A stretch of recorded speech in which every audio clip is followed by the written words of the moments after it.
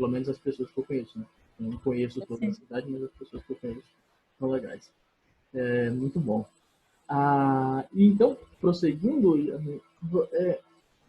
comenta um pouco para a gente, então, o desenvolvimento histórico, geográfico e econômico de, de, de Caxias. Né? Aparentemente, até resgatando um pouco do que você já falou lá no início, mas isso é importante frisar, me parece, né?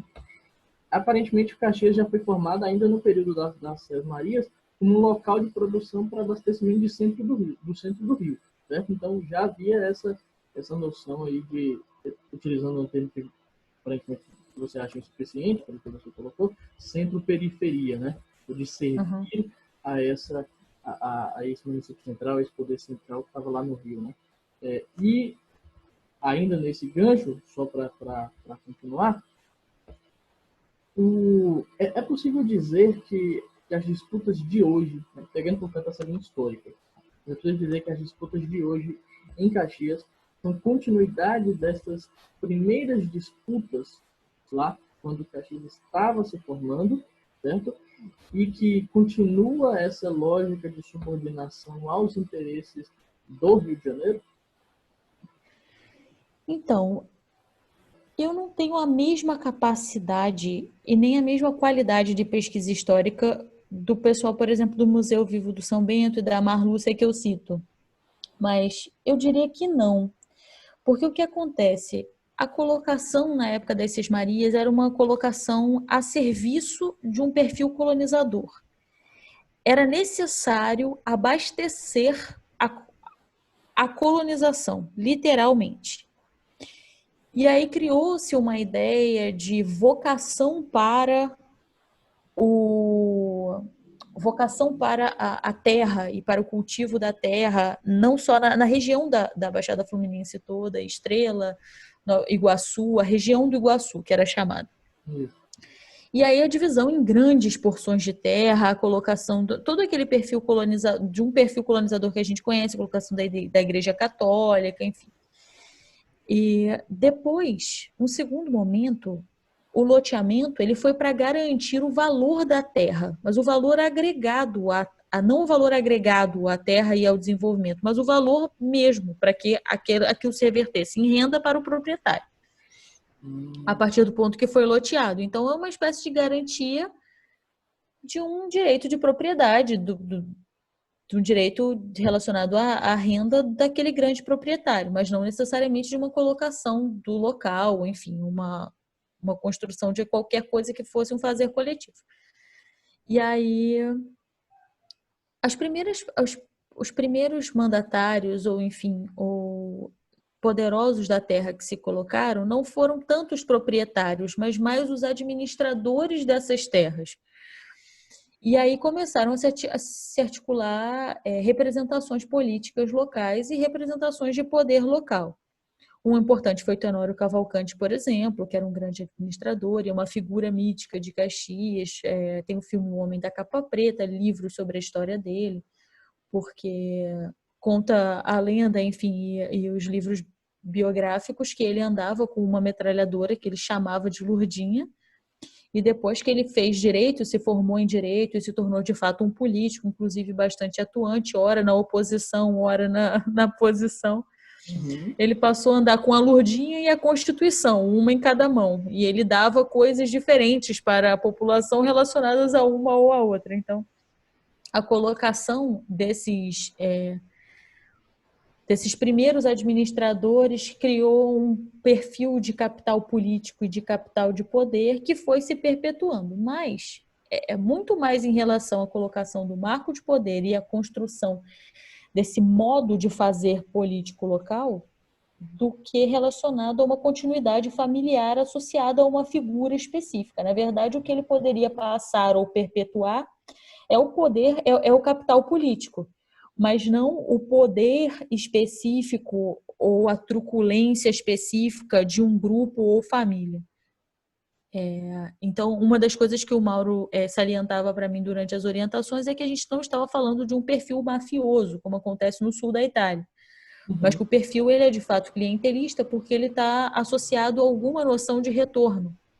e geração de ganhos e retornos. O problema é que essa geração de ganhos e retornos ela tem uma via de mão dupla, tanto é em relação a ganhos e retornos financeiros diretos para capital político, quanto também é associado a uma noção que se constrói equivocadamente na população de retorno através de serviços. Então, a população se mantém associada ao voto como uma noção de gratidão relacionada a um serviço público que foi alcançado através de uma figura política local, quando, na verdade, não se constrói a ideia de que aquele serviço público é um direito do cidadão e um dever da gestão do município. Entendeu?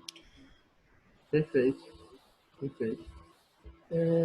E assim, nessa continuidade, né? Como é que eu vou colocar aqui essa questão, né?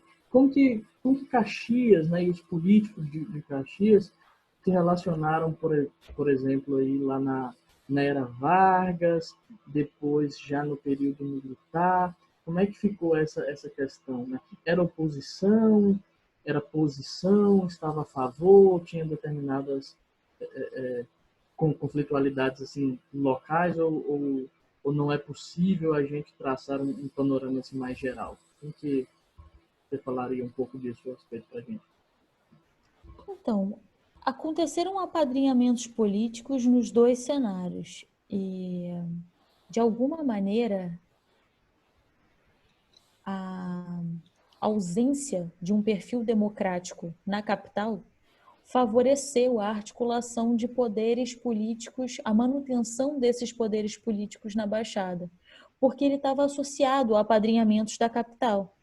Então, era como se fosse um imenso curral eleitoral. Então, você imagina que perfis mais ou menos democráticos, e não só relacionados ao voto diretamente, mas também relacionado à terra, à capacidade de articulação, a recursos, enfim. Eram grandes proprietários de terra em qualquer cenário. Uhum. Então, ou perfis que detinham capital político relacionado a uma população expressiva, muito próxima à região, então, muito, muito próxima à região central, né? Da região metropolitana. Então, apesar de não chamar de região metropolitana à época, né? Conceitualmente. Uhum. Então, o que acontece? Existia esse apadrinhamento que ora era oposição e ora era posição, mas muito mais a favor de uma posição, seja ela qual fosse ela qual fosse, entendeu? Uhum.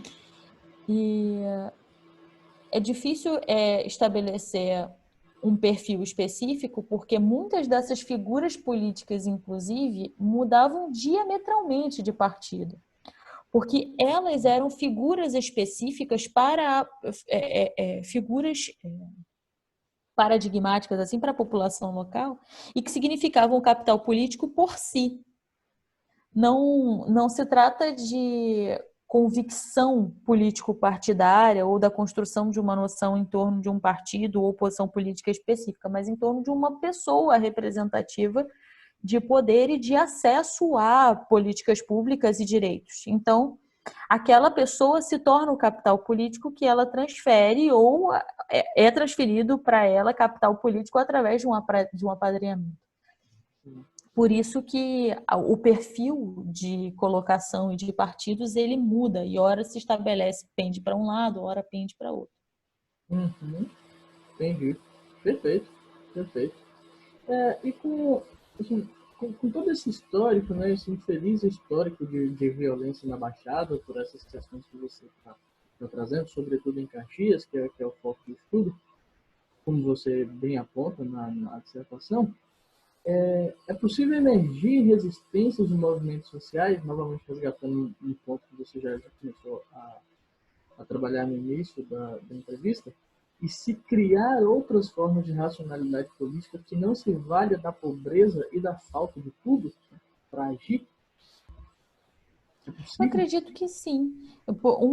Uma perspectiva é a resistência que sempre se cria, né, e acaba sempre resistindo, seja através dos perfis dos historiadores, através dos professores, enfim, através de movimentos de mulheres locais. Agora, os polos estendidos da Universidade Estadual e da Universidade Federal são super importantes para uma construção de conhecimento local e pesquisas que olhem para o município, que voltem para casa de alguma maneira, que retornem, né, para o município. Isso é fundamental, pensar a cidade. Isso é parte desse pensar local e regional. Sim. E, por outro lado, as resistências políticas e político-partidárias que existem, independente dos movimentos sociais, mas elas só serão fortalecidas a partir de um momento de quebra e ruptura da população com esse marco. Então, é difícil a gente se determinar, acho que em qualquer cenário, né? Qual é o momento em que acontece a ruptura e ela se torna em uma nova escolha político-partidária, ou em que ponto uma nova possibilidade político-partidária se torna uma ruptura. E num cenário em que é interessante a manutenção desse poder pelas elites políticas locais em algum aspecto, e não só elites políticas, mas as elites de poder locais, que hoje também são relacionadas à milícia, enfim. Se é tão interessante essa manutenção, não vai ser interessante a criação de qualquer marco de ruptura ou que ponha isso em xeque, seja ele empresário e absolutamente neoliberal, porque isso também é uma forma de fissurar a estrutura de poder colocada, seja em um marco democrático, social, sociopolítico, enfim, voltado para a emancipação da população, o que é que seja, porque igualmente também causa rupturas e fissuras. Então, a gente tem uma tendência a um marco conservador daqueles que sejam o status quo desse poder local, e uma tendência de eterna tentativa de fissuras e rupturas, tanto dos movimentos político-partidários de oposição, quanto dos movimentos sociais de resistência. Mas, enfim, eu não sei se por um aspecto, tendo conhecido e visto a resistência dos movimentos sociais, eu acredito na capacidade de mudança de fato pela organização.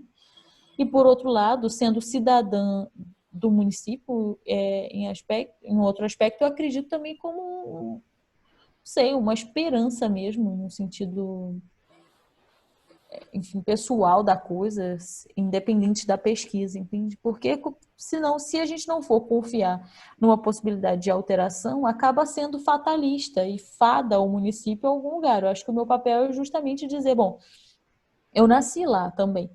Eu nasci lá e acessei espaços de poder que significam espaços de poder para o Estado, para o Brasil, em alguma medida, ter estudado na UFRJ e depois ter feito um mestrado e acessar uma parcela super pequena da população e dedicar o estudo desse mestrado a essa cidade e a análise desse marco de poder, eu acho que é um movimento de retorno interessante também.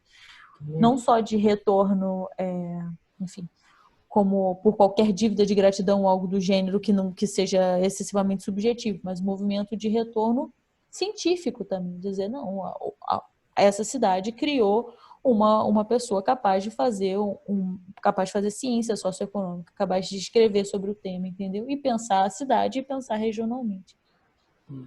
E fez isso muito bem. Obrigada, amigo. Maravilha, amigo. Muito bom.